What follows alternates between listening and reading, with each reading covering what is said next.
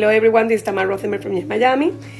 And this week I'm talking about the PARASHA Tazria.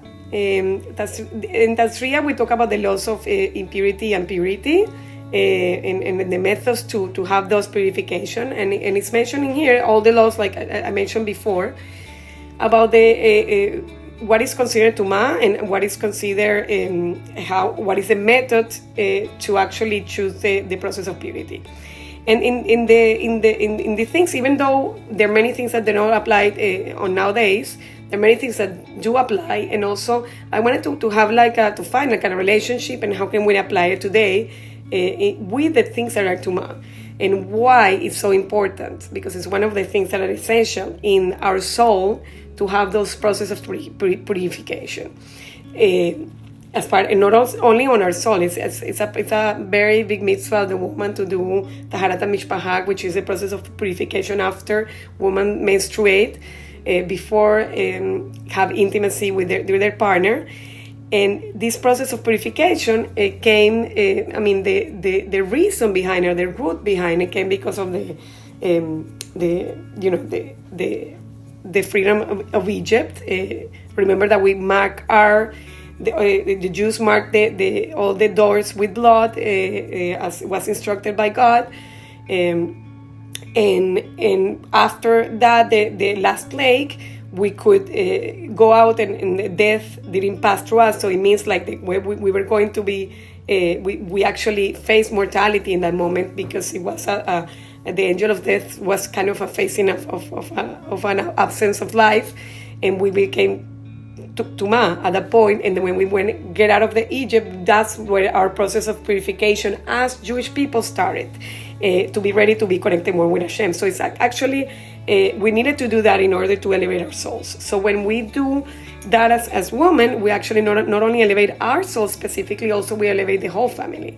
The Rebbe says that when you do the taharat mishpachah, not only it's not only to actually conceive, to looking for conceive a child, it's also that process clean up generations, between generations and generations, and also your whole family is impacted.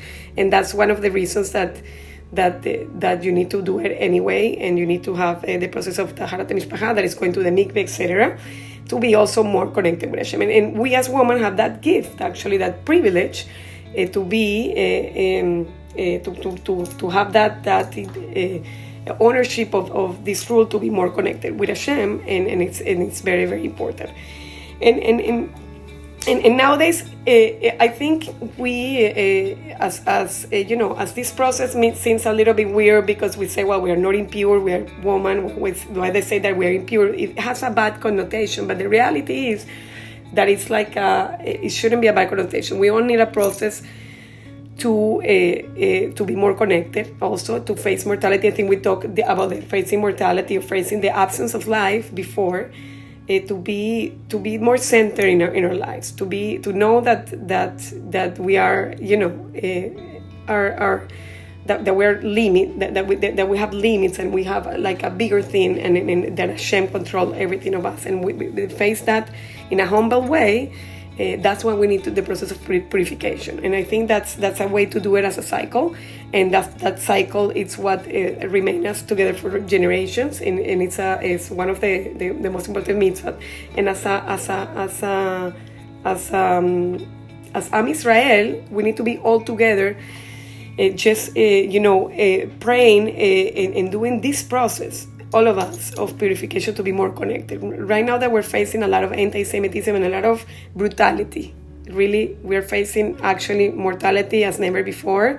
We're facing anti-Semitism as never before. We're scared, we face fear as well, and people look at the mortality very, very close, and we are affected by it. It's like we're being tuma by it as well.